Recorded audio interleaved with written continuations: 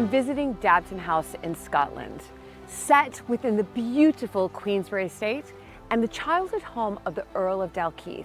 And today I'll be chatting with Walter and Elizabeth, the Earl and Countess, to find out more about his childhood memories here, the history of the house and the wider estate, plus there's a Montague connection, and I'll be spending the night as well.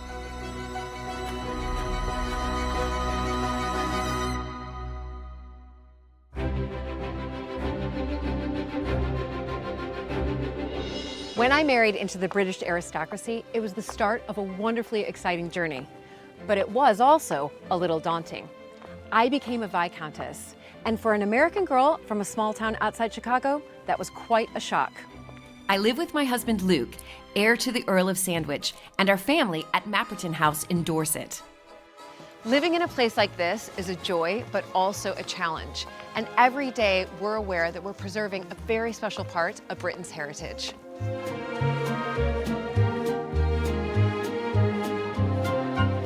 Manor has opened up an extraordinary new world for me, and I can't wait to share it with you all.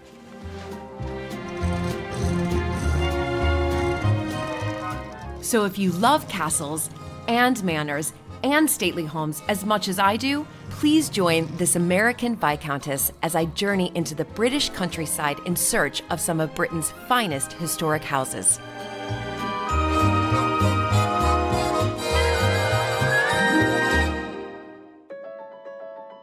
Dabton House is nestled in 27 acres of beautiful landscaped and woodland gardens on the Queensberry estate in the heart of Dumfries and Galloway in southern Scotland. Dabton was the family home of the 10th Duke and Duchess of Buccleuch and their 4 children. Now, Walter, the Earl of Dalkeith, and his wife Elizabeth have reimagined the interiors of his childhood home to herald a new chapter in Dabton's history. And I can't wait to step inside to find out more about this very special historic home.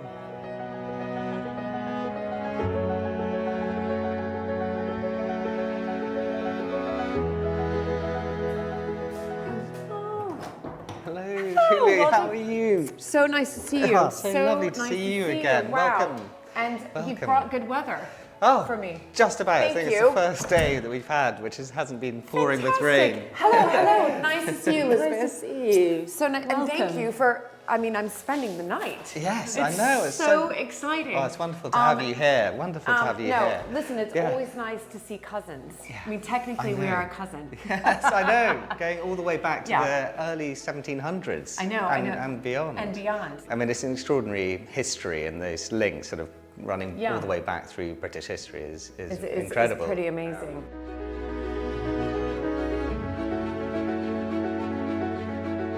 So Dabton. Dabton, yes. Wow. Tell me a little bit about history of the house. So Dabton was my family home, which my parents created in the sort of 1980s as a family home. Okay.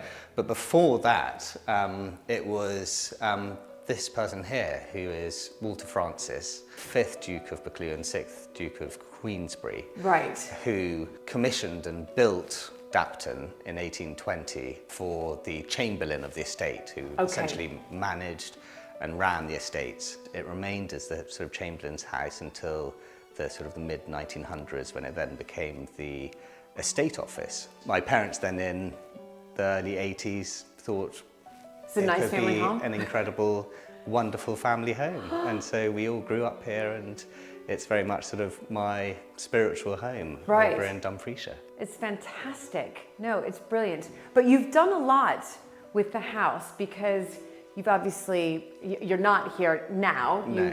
You've a young couple with a young family, but you've been doing lots to the house, is that right? Yes, so it was being used increasingly less by Walter's family as they had all grown up and left home, and it needed work done on it. Right. So this seemed a really good opportunity to give it a bit of a refresh, whilst keeping the same kind of spirit of the home that Walter and his siblings love so much. So we undertook a full refurbishment of it, starting a couple of years ago. Right, okay. To make it into what it is now. Oh my goodness. And you both were just so involved in what it is today, is that right? Well, I think it was really important for us to be involved because of it being a family home. Yeah. We wanted it to stay somewhere where all Walters family could come and use it and it still felt like home, as well as being available to other people to come and enjoy as well. Right. So in the principal rooms, we kept the same colour schemes, kept the same curtains. They were in excellent condition, having been made 35, 40 years before, but brilliant quality, so we could keep them all. We kept what we could while bringing it up to date. Yes. But respecting the kind of Georgian bones Yeah. of the building. This was my family kind of playroom, and it was called the Blue Room. And you kept Lovely the blue. place. We've kept- Kept the blue, that was very important. The blue room must remain the blue room. And actually you'll be able to see in that photograph exactly how the room looked when it was still the blue room with a teeny tiny Walter. In So that you can back spot there, the curly yeah. hair. It's brilliant. Oh my goodness. As we sort of all grew up and sort of got married and sort of moved away, we always sort of still held this as our kind of spiritual home. Right. And not only the house, but the whole area around Dumfriesshire, the hills, the rivers, the castles, Right. the lochs. It was huge part of our growing up Yeah. was the outdoors. Ask many Americans what their favorite country in the entire world is, and they will say Scotland. You must know that, right? There's just something, it's just magical, and the landscape Yeah. and topography are sensational. I think sadly this corner of Scotland sometimes a little bit overlooked because often people are shooting straight on up to the Highlands. Part of wanting to have more visitors, draw more visitors here, is also to draw more visitors to Dumfriesshire as a whole. Right. And really put it a bit more on the map. So I have to ask about the artwork here. So a lot of these are my artworks. These ones over here was a sort of fascinating little story behind the person who was the original artist. Was a Okay. person called George Edwards, who in the 1740s created this volume of books all about creatures and animals and birds who had never been drawn. And so I photographed all the animals and have reimagined them. So I created a kind of a series. So a lot of thought has Yes. really gone into this, and this is just room one.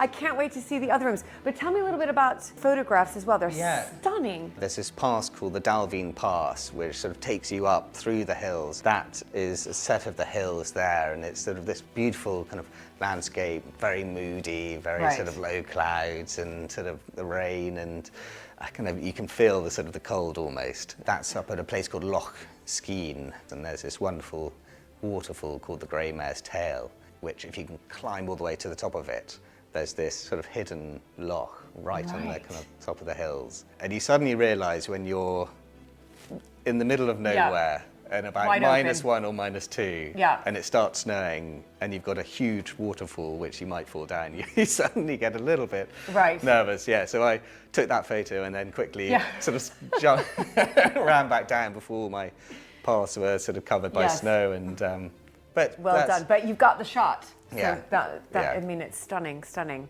Well, would you like to come and have a cup of tea or a Yeah. cup of coffee, and then That would be we'll take you fantastic. through to the drawing room. Fantastic. What a room. Yeah. This is beautiful. So this was the formal drawing room. Then the curtains wise. Again, the same curtains. Wow. There used to be a very elaborate pelmet, and actually taking that away makes it feel a bit more contemporary. But in terms of the colour schemes, it was all pinks and blues here, so Yeah. we've stuck to that. This was always the kind of Christmas room. So we had a big Christmas tree behind us. Very strangely, we always spray painted white. An odd tradition. It was always very important to have proper candles as well. Yes. And So English. I love it. yeah. and Scottish, I'm sure. So unbelievably dangerous and flammable. So as children, you with a spray painted sort of petrol Christmas tree, you then cover with candles. And it was the children's job to run around the tree and spot the candles, which were sort of getting to within like 2 millimeters of the of the branches, and sort of put them out. So that was Oh my goodness. So this It's is not very a much tradition. Yeah, We've I was about to continued say, in our Are household. you, absolutely not. So that stopped. So you've just got a lovely photo in there, and you've Yeah. got some good memories.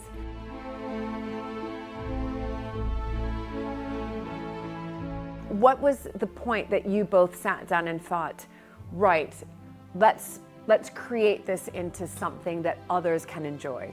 The reality is that after sort of 40 years of, after it had sort of last been renovated, that something needed to be done to rejuvenate it and bring it sort of back to life again. That's where we started to come up with the idea of refurbishing it so that others could then also come and use it. It was part of our kind of wider desire around the estate to diversify and to start to try and grow the hospitality and sort of tourism. It really gave us that sort of opportunity to create something really exciting and amazing for people to come and experience, just like I had done and the family had done growing up here. When the two of you decided, right, we're going to do this together, were you nervous? You're like, I'm going to actually do this all on my own? And because you're also a young mother, you're young parents. I mean, where did you find the time?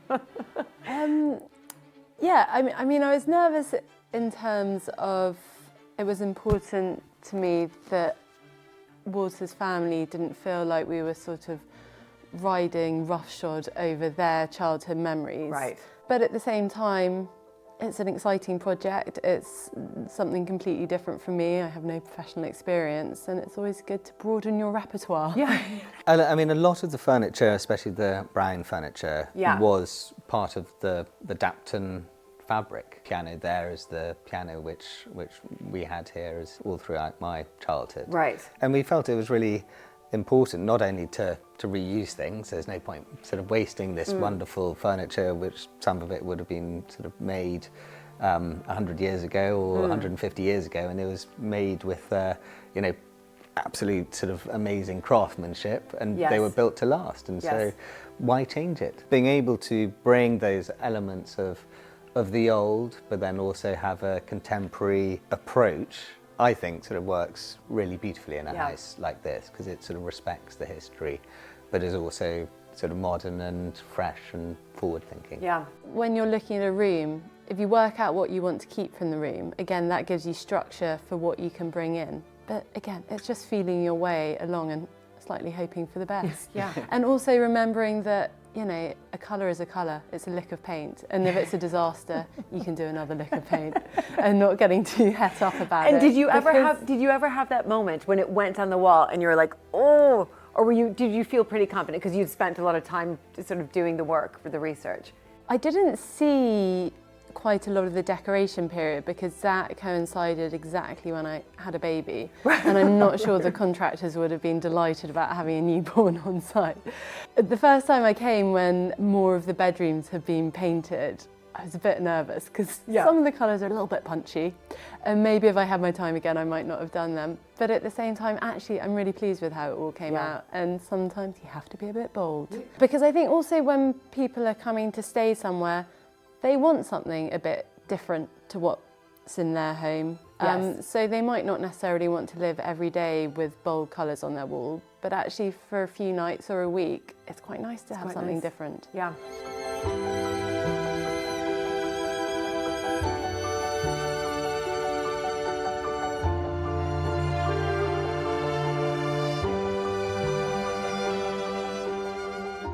When did you sort of open it up for exclusive hire? It's recently, is that right? It is. It was just about a year ago. We came with your two sisters and their families as the first guests at, when was it? It was the end of July. And, the morning before your family arrived, we were running around desperately hanging pictures. The house was, things up. The house was still full of people, getting last bits of carpet down, which was because, as you know, any building project runs over. Yes, way over, yep. So it was unfortunate it wasn't quite finished, but so we were the first people in. As it's, the first time we've done something like this, you open up the doors and there's a slight degree of sort of nervousness about sort of how people will react to it. Yeah. We've been amazed about the kind of the comments which have come back, which have all been sort of wonderful. And I think that's the real difference here, as opposed to something that's just primarily and really only as, exclusive hire, and that's it, and the family never comes back and they don't touch it again. You're here with me today. You've stayed before, you know, sort of it opened. You come back. You know, I've only seen 2 rooms, but the thought that has gone into this is to make sure that it's been sympathetically done, furnished, and still has that feeling of a family home. And that's what's wonderful, because it doesn't, a lot of times you can go into places and it's very stark and it doesn't have that sort of touch. Yeah. And right away I'm in room 2 and I feel like I'm in your home. That's what's so brilliant. Yeah, I mean, we really do still use it as a home. We were here a few months ago with a number of other families. I think we had, I don't know, something like 14 children. Really put the house through its paces. But it was great because it felt like what it should be, which is a house full of families and children. Well, I can't wait to do a whole tour, especially because I think you mentioned that there's 11 bedrooms. Yes. Is that right? And one of them is named Montague? Yes. Yes. It is, yeah. So tell me about naming the rooms. Being able to tie the house back to the family and its history was a really important statement from us to try and sort of make sure that Dabton does retain that kind of family feel.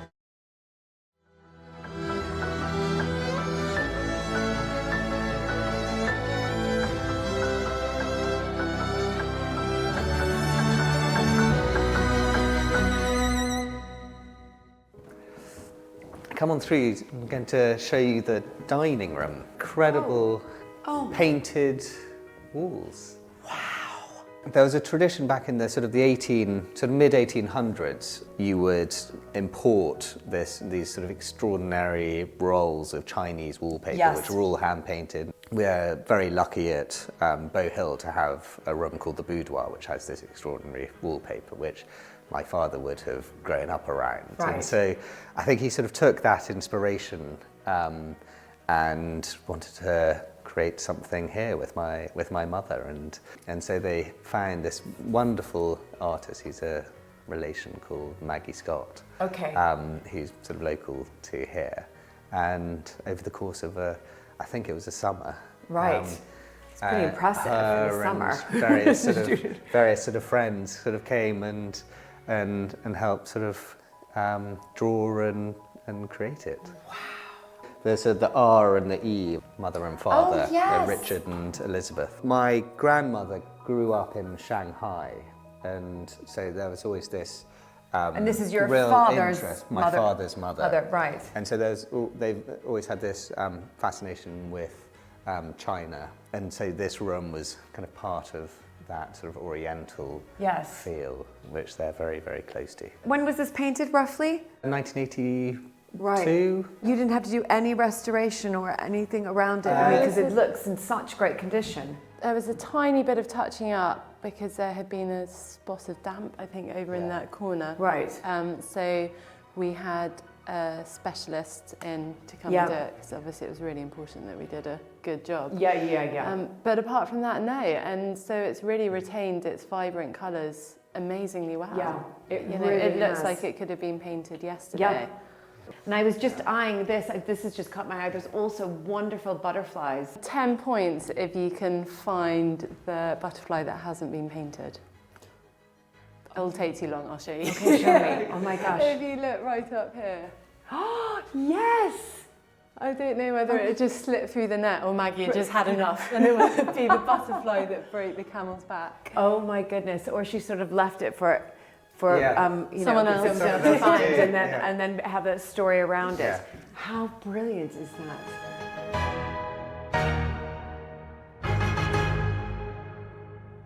All around the house are references to family history, and there's one room in particular which Walter happily remembers from his childhood.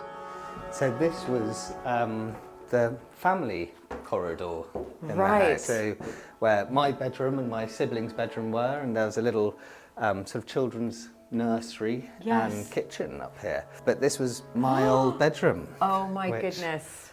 What does it feel like when you walk in here? All good memories, I can imagine all my the mess, basically. You know, toys everywhere and mess. But that was my old chest of drawers. Oh, wow. And I always loved the tiles which were on the fireplace, on Yes. their horses getting thrown about. And I love it. It's sort of, it describes it as well. Yeah. Grief over wire. Yeah. A stern And, chase. Yeah. How fantastic. Well, Elizabeth has done, once again, a fantastic job Very here. cozy. And the color scheme works beautifully with a very special painting above the fireplace by Walter's grandfather, John, the 9th Duke of Buccleuch. He was a wonderful artist. And this particular one is up at a place called Morton Castle and has this sort of beautiful loch. He used to sometimes sort of make a little painting and then put it in a very grand frame. And then would sort of put it sort of next to an old master or such, and just sort of see sort of when people were walking around the houses to sort of see their reaction when they sort of peered in to look. It's wonderful, but it's I mean, fantastic that you have works of art around the house that are not just obviously yours, but they're family. They're yours. Photography, what you're creating as well, especially in that family room. But then also you have your grandfather here as well. So that's what's and my sister as well. brilliant. That the art is just dotted around your sister, your grandfather, yours as well. Yeah, and it makes it sort of becomes a really big sort of part of the house. It does, well, and it's the stories. You know, just stories and here being able to share that story. Yeah. In your bedroom. In my bedroom. Yeah, exactly. Fantastic. And what's the name of this bedroom? This is the Dalkeith room. Keeping it easy and keeping it in the family. Perfect. Well, thanks, Walter. What a treat. Dabton House was designed by William Atkinson in 1820. However, its roots can be traced back centuries. I met up with Professor David Munro, who researches in the archives of nearby Drumlanrig Castle, and who kindly brought over some plans which show the evolution of Dabton. Hello, I was told I could find you here. I'm Julie. And I'm David. Hi, nice to meet you. Wow, well, you have wonderful things to look at here. I love archives, so I'm already excited and I don't even know what they are. What I've done is I've taken about 7 plans here from the archive at Drumlanrig Castle, and they all highlight Dabton in a changing landscape. This is part of an atlas that was being produced by a Dutch publisher called Blauw. First of all, the name Dabton, or Dobton here. Yes. Ton we know as the Old English for a township. Township, yes. And as we'll see with the next plan, this is exactly what it is. It's a farming township. So we know that 16th century, something was here. It's a dot on the map here. Yep. And what we want to do next is to look exactly what did Dabton look like. And here we are in the 1740s, 1742 precisely. Okay. And what we're looking at down here, there's well over a dozen cottages here. Oh. And if you look at the documents and the footnotes to this map, it tells you that here we have what they call a multiple tenancy farm tune. So there was somebody who was a senior tenant, and he had under him several, what we might call smaller tenancies. Okay. We move on to later in this century to the 1770s. In fact, 1772, a small atlas here. It's one of 4 volumes. Okay. And here is the farm of Dabton, which is so different from the 1742 plan. And you can tell that this is not improved at all. That indicates it's being ploughed. Yeah, I was about to say, it looks very ploughed. There are no enclosures. No. And it's very crudely drawn. This is essentially Dabton on the eve of improvement. If we want to see what's happened by 1820, Yes. we have to go to another land surveyor. Because that's when the changes start to happen, is that Yes. correct? Whoa. This is a quite sizable map, very colourful. It looks, I think it looks glorious, but it tells you that improvement has already started. And there's Dabton. There's Dabton. So we're seeing enclosure here. Yes, and then they're starting to name it. And we've got some kind of a house here. So there's a garden, there's a rickle of buildings. Difficult to make out exactly what they're all about, but we can see that improvement has started. Yes. But the estate has something more in mind, rather than just improving it for a tenant farmer to occupy and cultivate. And we end up here at Dabton, where they want to turn the farmsteading into the home and the base for the Chamberlain of the Queensberry estate. A sequence of 4 buildings, which you can see today. Yeah, absolutely you can. Yeah. You can see the sequence. And it's a hierarchy of occupation. Here at the far west, that is the home of the Chamberlain. That's where he lived. And then next door you have the office of the estate. Right here. Where the business was transacted. Okay, and where the tenants would come in and would come complain. in and they would sit and wait to be called in here. And what have we here? This is an additional segment of the hierarchy, and this is where the servants would stay, who were involved in really working on the buildings, serving tea in the morning and all that. Exactly, and then you can see down here, it says, so the servants' room, so this is just down below. What it looked like inside Yes. is represented by this plan, the rooms or chambers as they were called at Dabton, in some detail. You can see that some of the rooms are named. So you've got nursery here. I think that's There's a lot of detail. But this is the beginning of more detailed plans of the interior of the buildings and the courtyard as well, with its stables and with its dairy and kennels and so on. absolutely fascinating.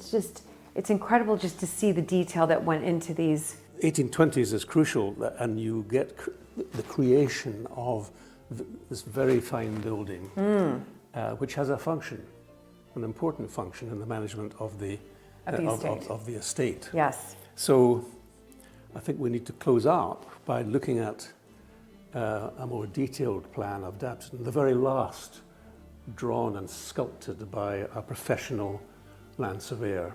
Here we are, 1851, Queensberry Estate, the 4th division. The estate was divided up into 6 divisions, and it's absolutely stunning, the Victorian style that just leaps out at you. Yeah, plans. And this work is being carried out by an Edinburgh firm of civil engineers, McCallum and Dundas Civil Engineers, 1851. Right. If we open it up to get a closer look at Dabton, here we are. There are several farms on this particular plan, as you can see in the title. And here, right in the middle, is Dabton. Yes. And immediately you can see the house. The house with the 4 segments to it.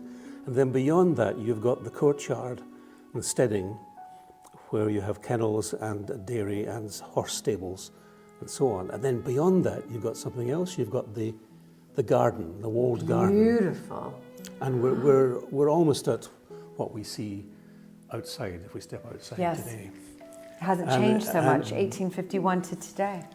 But look at that compared with the multiple tenancy farm holding of 1742, and it's such a change, and this gradual change has been revealed by the various maps that I've put on the table. Which is fantastic to be able to look and see how it really evolved from the 16th century to here we are in the mid 19th century, and just within that sort of 200-year period, big change. Absolutely, and this shows you the value of looking after estate plans of this kind. Yeah. They can tell you so much Absolutely. about the changing landscape. Yeah, and to it'd be interesting to if we are around 200 years from now, to see how that what's going to happen next. what's going to happen next, Dabton. Yeah. Brilliant. Oh, thank you very, very much, these Professor gems. Monroe. These are such gems. And again, I'm always fascinated with archives. And I know, of course, this is geography and geographical archives, which is so interesting. And to look at the detail of the drawings is fantastic. So thank you. It's a pleasure. Dabton House has such a wonderful and welcoming atmosphere, and I'm excited to be staying the night. Each of the 11 bedrooms bears the name of places associated with the Buccleuch family, including Bow Hill, Boughton, Dalkeith, and... So I'm very excited to show you your room, Julie. I cannot wait. Can I ask what the name of the room is? Well, it's very apt. So we have you staying in Montague. I was hoping you were going to put me in this room. Oh my goodness. I love it. Oh, it's so bright and cheery. And I'm slightly obsessed with these curtains and the ticking. This is the Montague room. And large bathroom here. So this is actually my favourite room in the house. Oh, mine too. There's a bath. Oh, I'm so happy. But of course there's a bath. I mean, you know, we're in the UK. And, but I've become sort of very Anglified, and having a bath is definitely something that this American has come to love. Wow, this is spectacular, absolutely spectacular. I love the colors that she's done. This sort of turquoise, it's really, it just plays well in this room, and the colors on the walls. They're all bold colour schemes, but every room is unique and it fits what Elizabeth's done is just amazing. It's commented on by a lot of the guests that come and stay. They always take notes away, and they're always emailing me after they stay to say, oh, please send the colour schemes through, and where did you get that paint from? So I know, I'm loving this paint color. And I love the headboards there, I love the fabric. I love the lovely view. Yes. Lovely view, fantastic view. Well, I'll let you get settled in. Thank you. Oh my goodness. This is so wonderful. I'm in Scotland. I'm in Scotland. And it is dreamy. Absolutely dreamy.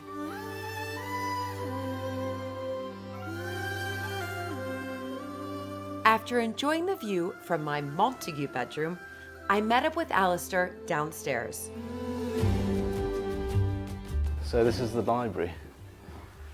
It's beautiful. I love the wallpaper. It's wonderful. Look at all the books. All the books have been put back, so they're all the family books. Right. So they wanted to make sure they stayed in the house to read and enjoy and relax. It's a very relaxing room, this. So. It is, and you've got lovely light coming Yes. through these enormous windows here. There is one book, quite a special book that I found when we were putting the collection back on the shelves. So I'd love to show you. Okay. But I need your help. So could you Okay. give me a hand moving this round? Yeah. Well, we're And I'll show you in a second. pick it up. Round, if you do that on the sides, Oh, because that one. I see. Okay, Yes, gotcha. Okay, you pick found, it up. You found the secret. Yeah. Well, something was moving there. So, right, if we pop it here. And then Okay. All right. magnificent old joinery. What? There we No. go. This is They're your, library steps. These are your library steps. Oh my goodness. I want this. Do you know when this was made? I don't, but No, but- it's. I mean, it's What? just a marvel of joinery. Oh, okay. This is incredible. There's a little book just on the shelf there with no other books on. I mean, do we know what this is called? I want to search for this and try to find this in an antique sale. I actually want this. I'm serious. I have a muniment room, an archive room where I'm always grabbing, and I need some library steps. But it'd be much prettier if I had it in a desk. Okay, where am I going? So there's a little book there just on its own shelf. Yeah. Tiny book there. This is so fun. Strawberry Leaves and Syllabubs. I love that name. So this is a recipe book that was compiled by Lady Jane, Walter's grandmother. But it's the only copy I found. Oh my gosh. It's her recipe book. So this would have been what, the early 20th century? So you I mean, the recipes will be Yeah, years much and years older, but old, when so, so I think there'll be a date inside. It was. So it was printed 1979, and she writes, some of the recipes in this book belong to my husband's family and some to my own. My grandmother's cook, Harriet, was apt to take 2 dozen eggs and a quart of cream and throw away half. Alas, that I never knew her, and again was too young to discuss the niceties of food with our cook in China, the celebrated Ah Shu, who had a wonderful recipe for chicken a la king, which I have never found again. And then it says, she writes, all the modern recipes are the ones that we use now. We have had great fun in trying out some of the others, not, I hasten to say, those involving larks, herons, peacocks, swans, bluebirds, thrushes, or the tortoise. Oh, okay. And then she says it gave us an interesting insight into the food our ancestors ate every day. Wait, so they're really in here. There's recipes Absolutely. there's what? So there's a tortoise recipe in here. Well, I haven't found a tortoise. I think they've been left out. Oh, okay, rightfully so. Oh my goodness. So she's labeled it as fish. You've got oysters. Should we sit down? Yes. Absolutely. I mean, this is going to take a while, Alistair. Pheasant stuffed with oysters. That is fantastic. Now we're. So you must read the caption at the bottom with this one. So, Lady Mary Coke. Many thanks to you for the woodcocks and eel. Nothing can be better. I eat above half of one of them last night for supper. Mrs. Younger said I should be sick, but I don't find it has disagreed with me. It's so brilliant that she's always sort of put these anecdotes in there as well. A Worcestershire syllabub. If in the field, only milk the cow into your cider, nutmeg, sugar, and so drink it warm. So you basically just literally you're making your syllabub from the cow. Absolutely. I think you should remake every single recipe, photograph it, and then print the recipe book with photos as well. Because some of these are just so interesting, you'd want to see a photo behind it. Absolutely. Yeah? A stay at Dabton House wouldn't be complete without a tour of the wonderful gardens, which are lovingly tended by the head gardener, John Candlish. John, what a treat to come through the gardens here at Dabton House. So you are head gardener. Yep, I am. I've been here for 40 years now. Sort of saw the garden develop over that time. Yeah, you must have. So when you arrived 40 years ago, what was the shape of the gardens? The garden was actually being used by the forestry for growing Christmas trees. Okay. So there was no garden. There was no garden. No. So you arrive, you've got this blank slate. Yeah. And did you have an idea, or did it take some time to figure out kind of what you wanted to do? It took time to discover what we were going to do with it. The family themselves had a lot of ideas for the garden. The climate in Scotland, you also have to look Very at... changeable. Yeah. So you needed to look at that, presumably. Yeah, because there's a lot of plants that aren't suited to this climate that just wouldn't grow here. A lot of the shrubs we have are Right. hardy, Weigelias, viburnums, things like that. They do really well here. A lot of other things, we have to take cuttings every year and keep them indoors during the winter, Right. and then replant during springtime again. Okay.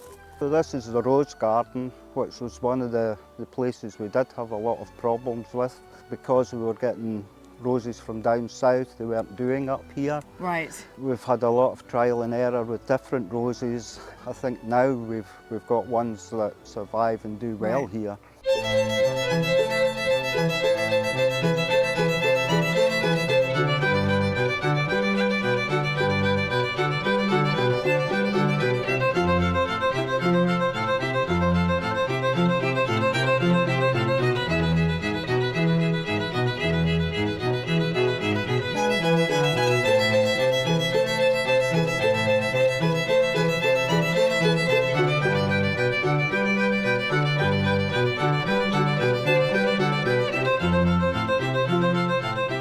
So you planted the rose garden. You were sort of instrumental in... Well, yeah, we were involved with Yeah. with pretty much everything that's happened at Dabton, yeah. Incredible. And is it wonderful to see it thrive now, 40 years on? It's wonderful to walk around with people and get their views on it. I mean, it's nice to walk around on your own and just Yeah. think, well, I've been involved with this right from the start. I know, so fun. And so what's behind this hedge here? Behind the hedge is our vegetable garden. So, Oh, no, that would interest me. right, okay. I mean, very, very much so. Oh my so goodness. Beans, peas, onions, garlic, courgettes, potatoes, carrots, beetroot. Oh my gosh. This is my dream right here. So the idea is that produce that's coming out of the garden will be used in the house here. So it's fun what Elizabeth and Walter have done to Definitely. basically create something that other people can enjoy, just like Enjoy, Walter yeah. enjoyed, in his childhood. yeah, very much. And it so. gives it energy. You know, it gives that, as you said, it's nice to have people I think here. it's re-energised us as well, that, you know, people are coming in to see what you're actually doing. Yeah. So yeah, I think we're re-energised with it as well. Oh, that is wonderful. And then straight ahead, Yeah. with that greenhouse, what's in there? Should we head that way? What's in there just now are a lot of shrubs we've propagated ourselves at Dabton. When we do garden tours, they're available for people to buy. Right. So you're starting to do garden tours as well. Yeah, yeah. So that's quite exciting. It yeah. is, Yeah. really, yeah. Yeah. That is brilliant.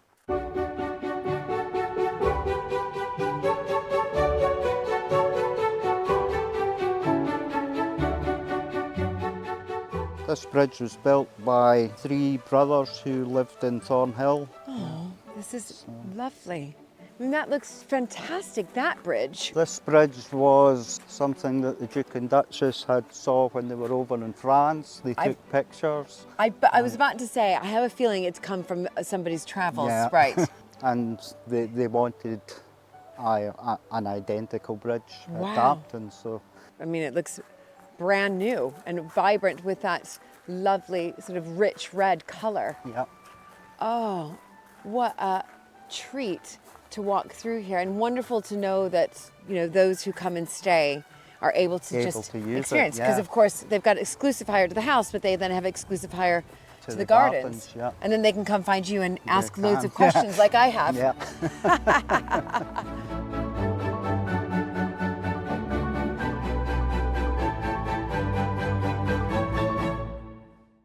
Spending time outdoors is an essential part of the Dabton House experience. The gardens and landscape here are breathtaking. But first, oh gosh, So here we are in the boot room. I love a good boot room, and this is one of the best I've ever seen. It's fabulous. Great heating rail under here, so it doubles up as a drying room as well. You see we've got all the waders, so if guests want to just nip out for an hour down the river fishing, then we can kit them up and take them Yeah. straight out the door. So. I mean, it is Scotland after all. Yes, Lots absolutely. of fishing. Okay, great. Should I grab my coat? Yes, yeah. And oh my goodness. I mean, this is a proper boot room, and I love the color as well.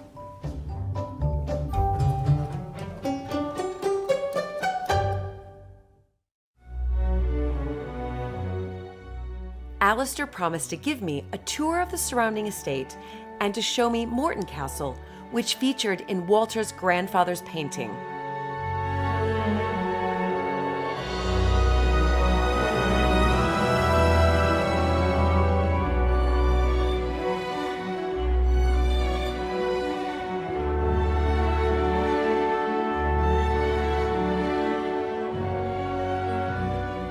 So here we are, Julie, Morton Castle. What a ruin. Holy cow. So what's the history of this? Well, very little is known about the origins of the castle. It is now part of the estate. It has its own history in its own right. It was its own county, effectively, Right. at one point in history that wasn't associated with England or Scotland. So what did this castle date back to? 13th century. It's wonderful. Now this gives you an impression of what it would have been used for. So this wasn't built as a defensive castle. This mirrors a lot of great halls. This was built as somewhere to party and have fun. Honestly, Alistair, what a real treat to come and see this. But it's so peaceful all around Dabton House, here at Morton Castle, apart from those lovely sheep that I can hear off in the distance. And this, you know, people fall in love with ruins. I mean, this is one of the most popular attractions in this area. Yeah. But it's also because of the unknown about the history. So people in their mind make up their own tales about it. You've got Dabton House where you can stay, you have Morton Castle, the ruin, and then you've got Drumlanrig as well on your doorstep. And plenty of activities on the way. Yeah, plenty of activities. You can come fishing in the lock here as well, actually. So. Oh, okay. I'm definitely coming back. I'm going to do a picnic here and fish over there and visit the castle as well. Fabulous. Thanks, Alistair. What a problem. treat. My pleasure.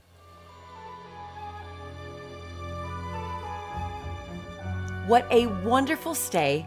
It's been a dream, and I cannot wait to return to visit Drumlanrig Castle and explore more of the history of our Montague cousins.